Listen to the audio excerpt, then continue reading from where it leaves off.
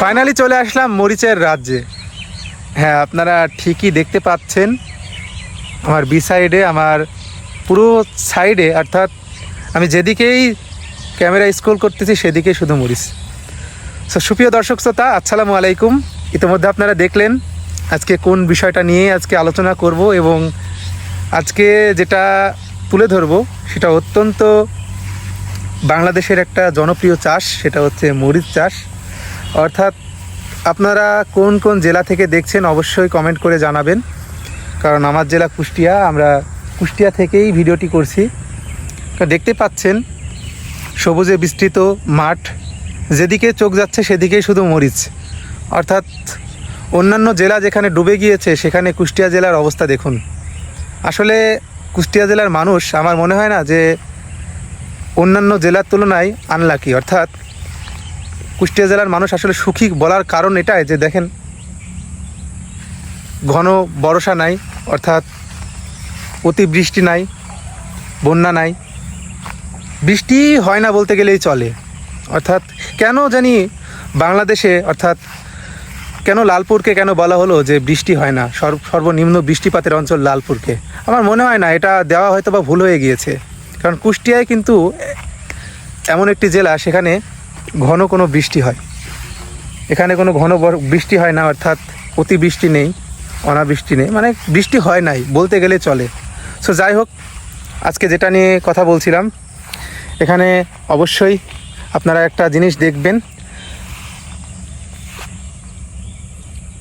তো মরিচের দাম কেন বেশি, একটা বিষয় সবার মাথায় আসছে বর্তমান সময়ে। আসলে দেখুন যে বর্তমানে মরিচের যে ফলন, বর্তমান সময়ে আপনারা দেখতে পাচ্ছেন যে বর্তমানে কিন্তু মরিচ দেখেন, ইতিমধ্যে কিন্তু মরিচ ধরেছে। এই যে গাছটা দেখাচ্ছি, অর্থাৎ মরিচ নিয়ে কেন ভিডিও দেখুন যে বাংলাদেশে যেখানে মরিচের দাম 270, 280 টাকা, কেন হওয়ার কারণটা কি? আসলে হওয়ার পিছনে তো অবশ্যই কারণ রয়েছে। এখানে শুধু দেখছেন যে এই যে জমিটা, এই জমিটায় কিন্তু মরিচ অনেক ভালো হয়েছে। আবার আমরা যদি আরও কিছু জমি আছে, ওই জমিগুলোতে দেখলে হয়তো বা বুঝতে পারবেন, আমি দেখাবো আপনাদের, ওগুলো হয়তো বা কিছু কিছু জায়গায় আপনারা দেখতে পাবেন। সেই সকল জমির মরিচের গাছগুলো কিন্তু অবস্থা অতটা ভালো না, অর্থাৎ মারা গিয়েছে। এবং বর্তমানে কিন্তু দেখছেন অনেক ফুল এসেছে। এখন যেহেতু একটা শীতের একটা হিম ভাব চলে এসেছে, হিমশীতল ভাব, এটা কোন কোন জেলায় পড়েছে অবশ্যই জানাবেন। তবে আমাদের কুষ্টিয়া জেলায় কিন্তু আগস্ট মাস আসলেই কিন্তু একটা শীতের যে একটা আমেজ, এটা কিন্তু ফিল করা যায়। তো যাই হোক, অনেক ফুল ধরেছে, কিন্তু আমার মনে হয় না যে 2 দিন পরে মরিচের দাম আর এত থাকবে। মরিচের যে যোগানটা, এটা হয়তো বা কুষ্টিয়া জেলা থেকে সর্বোচ্চ যাবে বলে আশা করা যায় এবছর। দেখতে পাচ্ছেন অনেক সুন্দর মরিচ ধরেছে। সো যাই হোক, মরিচের দাম আমরাও চাই যে দাম কমুক, কারণ এখানে ক্রেতারা অর্থাৎ বিক্রেতারা অবশ্যই স্বাচ্ছন্দ্যে স্বাবলম্বীভাবে যেন মরিচ বিক্রি করতে পারে, এবং যেন ক্রেতারাও যেন ভালোভাবে কিনতে পারে। তো দেখুন অনেক মরিচ ধরেছে। সো যাই হোক, আজকে অনেক দিন পর আপনাদের মাঝে ভিডিও নিয়ে আসা। সো ইতিমধ্যে বড় ভাই আছে সাথে, সো দেখতে পাচ্ছেন তাকে। আসসালামু আলাইকুম। চলে আসলাম একটু ভিজিট করতে আমাদের কুষ্টিয়া জেলা দৌলতপুর থানা খাসমত্রাপুর। এটা হচ্ছে বাগন মাঠ। এখানে আমাদের বাগন মাঠে প্রচুর পরিমাণ মরিচ চাষাবাদ হয়, এবং এরা মরিচ চাষাবাদে এতটাই এক্সপিরিয়েন্স যে ওরা খুবই দক্ষ, এবং মরিচ অনেক সুন্দরভাবে তারা A to Z মানে এটার পুরে মানে আপনার আছে, প্রপারলি এদের নলেজ আছে। তো এখানে মরিচের দাম অধিক হওয়ার মেন রিজন হচ্ছে যে একটা সময় হচ্ছে কোনো ভাইরাসের কারণে হোক, বা আপনার হঠাৎ করে ভাইরাসের কারণ কি জানি না, যে কুকড়া হয়ে গেছিলো। কুকড়া হলে কি তা জানি না, এখানে ফুলজালি থাকে না। আর ফুলজালি না থাকার কারণে মানে মরিচের যে একটা সংকট, আর প্লাস হচ্ছে আমাদের বাংলাদেশের অন্য অন্য জেলাতে হচ্ছে বর্ষা বা ওই ডুবে যাওয়ার কারণেই মনে করেন যে মরিচের দাম অনেক বৃদ্ধি পেয়েছে।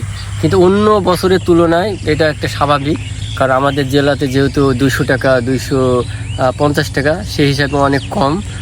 আর অন্য অন্য বছরে দেখা যাচ্ছে আপনার 1000, 1200, 700 টাকা হয়। তো আশা করি এই বছরে এতটা বেশি হবে না। আর যে এখন যে আপনার গত পরশু দিন হচ্ছে আপনার 270 ছিল, কিন্তু আজকের বাজার হচ্ছে 150 টাকা।